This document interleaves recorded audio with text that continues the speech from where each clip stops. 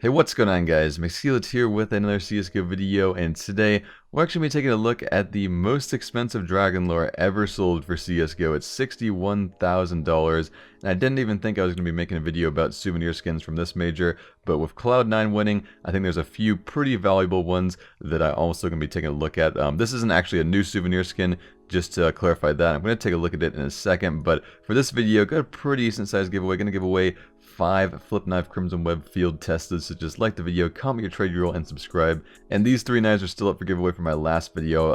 I rolled the giveaways after 3 days, just to let you know on that. And also just a reminder, my full loadout and inventory for my main profile is going to be at 900k subs, so it'll be a pretty special video, so definitely make sure you're subscribed because I'm getting very close to that. But either way, so here's the dragon lore. As you can see, it's sold for $61,000. I'm actually going to take a look at it in game right here.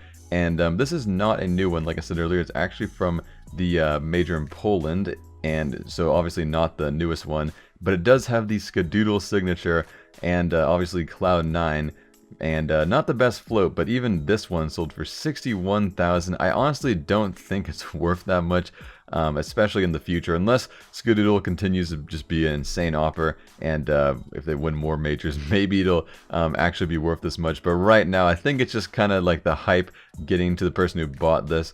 It was bought by a pretty wealthy individual, I believe. I believe it's an owner of a gambling site, and he actually has purchased 2 factory new souvenir lures before. I believe he bought one for like 35k, and he bought another one before, but then he got trade banned. So this is actually his 3rd factory new souvenir dragon lore, and this is just, it's not even like a Chinese collector, but this was an absolutely insane price. It really makes you think how much a Kenny S one would be worth. A Kenny S one, I think, could probably sell for like over 75k, especially if it had a good float, because this was a Skadoodle one with a 0.059 float, and it actually sold for this price, which is ridiculous. But I think there's very few people who would actually pay this much, and honestly, I do not think that the person who bought this could sell it to anyone else for this price, if I'm being honest. But it was actually, this is the person who sold it, Drone. It was actually a friend of mine, and I believe he paid a pretty decent price for this, but then I guess he just went in on OP Skins, listed it at 61,000, and the guy bought it. So just think he probably, at this rate, he probably could have listed it for even higher, because this is just such a random price, and it was purchased at that. So I don't know, maybe he could have even put it up for like 70 or something. He could have still sold it. So I think he made a pretty decent profit on that sale right there. But either way, there's also some other new souvenir skins. Of course, that Op Dragon Lair was old, but here are some new ones here.